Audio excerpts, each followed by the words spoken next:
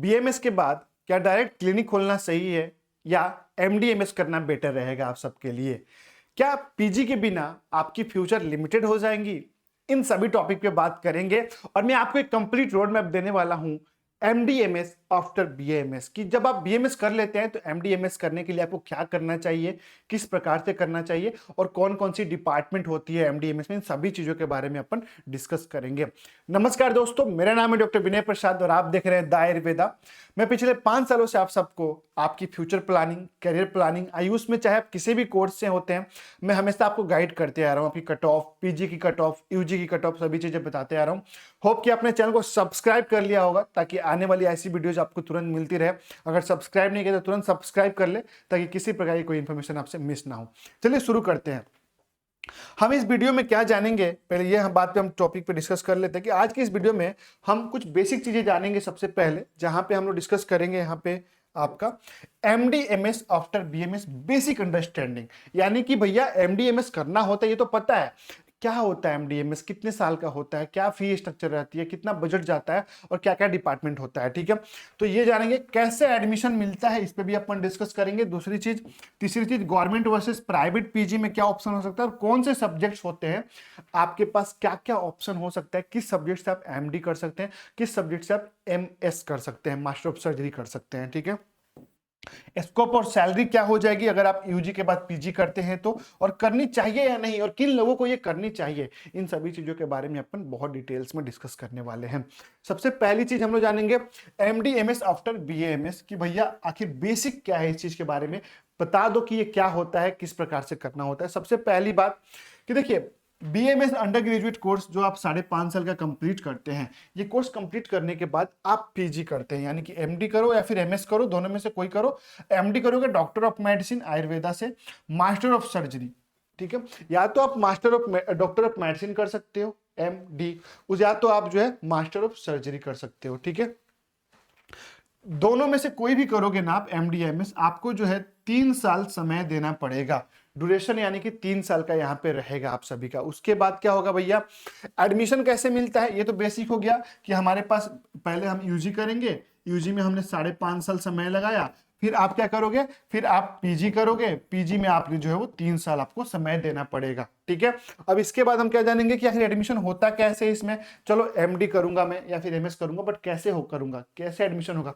तो आप जब बीएमएस का कोर्स कंप्लीट कर ले तो आपकी इंटर्नशिप कंप्लीट हो जाती है, फिर आपको एक दोबारा से एंट्रेंस एग्जाम देना पड़ता है। जैसे आपने नीट का एग्जाम दिया था, एग्जाम देने के बाद आपका बीएमएस में एडमिशन हुआ, उसी तरह नीट के एग्जाम के बिहाफ पे आपको सीट मिली थी बीएमएस गवर्नमेंट कॉलेज या प्राइवेट कॉलेज, ठीक उसी प्रकार आपको बीएमएस कंप्लीट करने के बाद पीजी के लिए यानी कि पोस्ट ग्रेजुएट के लिए आपको फिर से एग्जाम देना पड़ेगा, AIA PGT, all India AYUSH post graduate entrance test. ठीक है, इस एग्जाम में अगर आप देते हो और अच्छा स्कोर आता है आपका, तो आपको यहाँ पे जो है ना गवर्नमेंट कॉलेज में पीजी की सीट मिल जाती है किसी डिपार्टमेंट से। कौन कौन सी डिपार्टमेंट्स होती है इस बारे में भी डिस्कस करेंगे, वीडियो को एंड तक देखिएगा।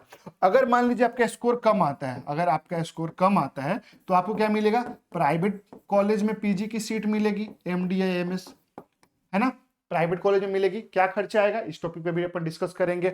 ओके, अब इसमें भी होता है सेम, स्टेट कोटा भी होता है, यानी कि आपके अपने स्टेट में अगर सीट है गवर्नमेंट की, प्राइवेट की, है ना, तो आपको वहां पे कुछ कट ऑफ कम जाएगा, इस एआईपीजीटी का स्कोर कम रहेगा तो भी आपको मिल जाएगा। अगर आप अपने स्टेट छोड़कर दूसरे स्टेट में जाते हो तो वहां पे ज्यादा स्कोर की रिक्वायरमेंट होगी। ठीक है, तो ये तो हमें समझ में आ गया ना कि एडमिशन कैसे होता है। आपने बीएमएस किया, बीएमएस करने के बाद एआईपीजीटी का एग्जाम देना पड़ेगा। इस एग्जाम में जो आपका स्कोर रहेगा, उस स्कोर के बिहाफ पे आपको जो है यहाँ पे गवर्नमेंट या प्राइवेट सीट मिलने वाली है। चलो एडमिशन क्लियर हो गया। अब गवर्नमेंट वर्सेस प्राइवेट में पीजी में क्या डिफरेंट है देख लेते हैं एक बार। ठीक है, गवर्नमेंट कॉलेज में अगर आपका एडमिशन होता है तो लो फीस में आपका जो है एडमिशन हो जाएगा, मतलब आपका जो है कुछ लगना ही नहीं होता है गवर्नमेंट कॉलेज में। दूसरी बात, हाई कंपटीशन होती है बहुत ज्यादा। अगर आपको गवर्नमेंट पीजी चाहिए, अगर आपको गवर्नमेंट से एमडीएमएस करना है तो कंपटीशन बहुत हाई है भैया। ये जो एआईपीजीटी मैंने बताया ना, बहुत टफ हो गया है, बहुत, क्योंकि सीट बहुत ज्यादा कम है गवर्नमेंट की, बहुत ज्यादा कम है, स्टूडेंट्स बहुत ज्यादा हो गए हैं। ठीक है, दूसरी बात, स्टाइफन बहुत अच्छा मिलता है। अगर आपने गवर्नमेंट कॉलेज से एमडीएमएस की सीट ले लिया, मान लो आपने एंट्रेंस एग्जाम दिया, अच्छा स्कोर लिया, अगर आप बीएचयू बनारस हिंदू यूनिवर्सिटी जो है वहां से एमडीएमएस करते हो आयुर्वेदा के अंदर, तो आपको 1,20,000 रुपया स्टाइफन मिलता है पर मंथ। अब ये क्या होता है भैया, आपको तो पता ही नहीं था। वो ये होता है, आपको पढ़ाई करने के लिए, आपके पास चूंकि एक बैचलर डिग्री आपने होल्ड करके रखा है, आपको उसके लिए गवर्नमेंट हर मंथ आपको 1,20,000 रुपया देगी। रहना खाना पढ़ना सब फ्री रहता है, उसके बावजूद भी 1,20,000 पर मंथ देगी आपको। कब तक? 3 साल तक। 3 साल का कोर्स है नहीं ये। अगर आप एक नॉर्मल स्टेट गवर्नमेंट कॉलेज में जाते हो, बीएचयू तो सेंट्रल यूनिवर्सिटी हो गया, चलो नहीं, ये जयपुर से नेशनल इंस्टीट्यूट हो गया। आप नॉर्मल स्टेट गवर्नमेंट, जैसे पटना हो आयुर्वेदिक कॉलेज है, राजकीय आयुर्वेदिक कॉलेज पटना बिहार के अंदर आता है, पपरोला हिमाचल में आता है आपका, राजीव गांधी है कि नहीं, आपका जो है government colleges, Lucknow Ayurvedic college है, उसमें भी आपका जो है लखनऊ में जो गवर्नमेंट कॉलेज है, तो वहां पे अगर नॉर्मल स्टेट गवर्नमेंट कॉलेज में भी जाते हो ना, तो आपको 70-80 हजार से तो कम पूरे भारत में कहीं स्टाइफन नहीं है बच्चों, पर मंथ आपको मिलेगा। तो ये पीजी की पावर है, अगर आप पीजी क्लियर कर लेते हो तो। और पीजी क्लियर करने के लिए यूजी अच्छे से करना पड़ेगा आपको, तभी आपका बेस क्लियर रहेगा, ठीक है। अगर आप यही चीज प्राइवेट में जाते हो तो क्या होगा, पहली बात कि आपको यहाँ पे कोई भैया स्टाइपन नहीं मिलेगा, कोई भी स्टाइपेंड आपको यहाँ पे नहीं मिलेगा। पहली बात तो मन से ये चीज निकाल देना। दूसरी चीज, इजी एडमिशन कंपेरेटिवली, यानी कि गवर्नमेंट में तो कट ऑफ का बहुत बड़ा लोचा है, सीट भी कम है, कंपटीशन भी बहुत है, लेकिन प्राइवेट में आपको आराम से एआईपीजीटी अगर आप क्लियर कर चुके हो, क्वालिफाई हो सिर्फ, तो आपको आराम से प्राइवेट में एडमिशन मिल जाएगा। दूसरी चीज, फीस तो भैया बहुत हाई होगी, गवर्नमेंट और प्राइवेट के डिफरेंट फीस कितनी हो सकती है लगभग। फीस जो अगर मैं बताऊं आपको, तो पीजी की किसी भी कोर्स आप करोगे 3.5 लाख से लेकर 5 लाख रुपया एक साल का फीस होता है किसी भी डिपार्टमेंट से। कॉलेज टू कॉलेज वेरी करता है, कहीं 3.5 लाख, कहीं 4, कहीं 4.5, कहीं 5 लाख, कहीं कहीं उससे ज्यादा भी है थोड़ा बहुत, ठीक है। तो 3 साल तक आपको ये फीस देते रहना है एवरी ईयर, ओके। उसके बाद आरओआई केयरफुली कैलकुलेटेड करना चाहिए। अगर आप प्राइवेट से पीजी करते हो, क्या होता है ना कि बहुत से ऐसे बच्चे होते हैं जिन्होंने गवर्नमेंट से यूजी कर लिया, फिर पीजी नहीं क्लियर हो पाया, चाहे प्राइवेट से यूजी कर रहे हैं, बीएमएस प्राइवेट से कर लिया, वो सोच रहे हैं कि पीजी कर लूं, अब उनके पास फाइनेंशियली उतनी चीजें नहीं होती हैं, ठीक है। अब आपको भाई क्या होता है ना कि देखो 5.5 साल पढ़ाई करते हो यार, आप 5.5 साल पढ़ाई करने के बाद आपको रिस्पॉन्सिबिलिटी भी तो होती है घर की, कि यार घर वालों से इतने समय से तो पैसे ले लिए, 5 साल 5.5 साल प्राइवेट कॉलेज के लिए, अब पीजी के लिए भी पैसा लूंगा क्या, कब तक पैसे लेते रहोगे घर से। तो लोग क्या करते हैं, एजुकेशन लोन ले लेते हैं, कर्ज ले लेते हैं, एडमिशन करा लेते हैं और सोचते हैं कि पढ़ाई के साथ साथ कर लूंगा। वो चीज़ें नहीं हो पाती है कभी कभी, तो आपके ऊपर बहुत ज़्यादा प्रेशर बन जाता है, मनी प्रेशर बन जाता है। तो अपनी अवस्था देख ले, पहले सिचुएशन देख ले कि क्या आप पीजी कर सकते हो, अपनी आरओआई जो है वो कैलकुलेट कर ले। उसके बाद में अगर बात कर लूँ यहाँ पे सब्जेक्ट्स कौन कौन से होते हैं एमडीएमएस के लिए, अगत तंत्र होता है, ये क्या होता है, टैक्सिकोलॉजी होता है, बाल रोग होता है, पीडियाट्रिक्स होता है, द्रव्य गुण होता है आपके, जिसमें मटेरिया मेडिका या फार्माकोलॉजी कर सकते हो आप, ठीक है। काय चिकित्सा यानी कि इंटरनल मेडिसिन जिसको बोलते हैं, आयुर्वेदा, ये सभी आयुर्वेदा टर्म है, ठीक है। 14 डिपार्टमेंट टोटल ये आयुर्वेदिक टर्म्स है, और ये क्या है आपका मॉडर्न टर्म्स है, ठीक है। उसी प्रकार मौलिक सिद्धांत यानी कि fundamental principle of Ayurveda, panchakarma यानी कि पेंटाबायो यानी कि प्यूरिफिकेशन मेथड्स, जो अगर आप पंचकर्मा से एमडी करते हो तो प्यूरिफिकेशन यानी कि थेरेपी करोगे, शरीर को डिटॉक्स करोगे, ये सारी चीजें आपको यहाँ पे सिखाई जाती है। प्रसूति स्त्री रोगा यानी गाइनोकोलॉजी एंड ऑब्स्टेटिक्स, ओके। रोग विकृति, क्लिनिकल मेडिसिन एंड पैथोलॉजी, ठीक है। रस शास्त्र से आप एमडीएमएस कर सकते हो, शरीर रचना से कर सकते हो यानी कि एनाटॉमी, शरीर क्रिया से कर सकते हो यानी कि फिजियोलॉजी, शल्य तंत्र यानी कि सर्जरी, शल्य यानी कि ईएनटी, और स्वस्थ वृत्ति से भी कर सकते हो। ये 14 डिपार्टमेंट है जहां से आप एमडीएमएस कर सकते हो कंप्लीट, ठीक है। अब हम लोग देख लेते हैं यहाँ पे क्या, अब ये जो मैंने 14 सब्जेक्ट्स बताए आपको, ये सभी सब्जेक्ट से आप एमडीएमएस नहीं कर सकते हो, कुछ सब्जेक्ट्स हैं जहां से आप एमएस कर सकते हो। टोटल 3 डिपार्टमेंट है अभी आयुर्वेदा के अंदर जहां से आप एमएस कर सकते हो।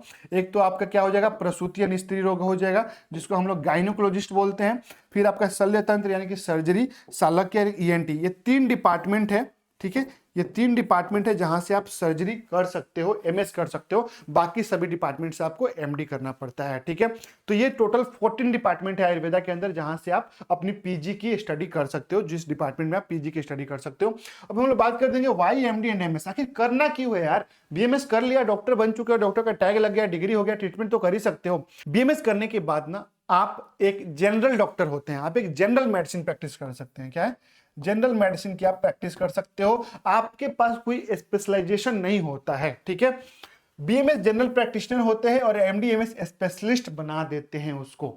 अगर आप सपोज करो कि आपने स्त्री रोग कर लिया, आप एक लेडीज हो और आपने स्त्री रोग कर लिया डिपार्टमेंट, यानी गाइनोकोलॉजिस्ट कर लिया, एमडी कर लिया, आप एमएस कर लिया गाइनो से, आप तो आप उस चीज़ की स्पेशलिस्ट हो जाते हो। आपके पास एक हो गया कि आपके पास यही पेशेंट आएंगे, आप अच्छे से अपना नर्सिंग होम खोल सकते हो, कुछ भी कर सकते हो, ठीक है।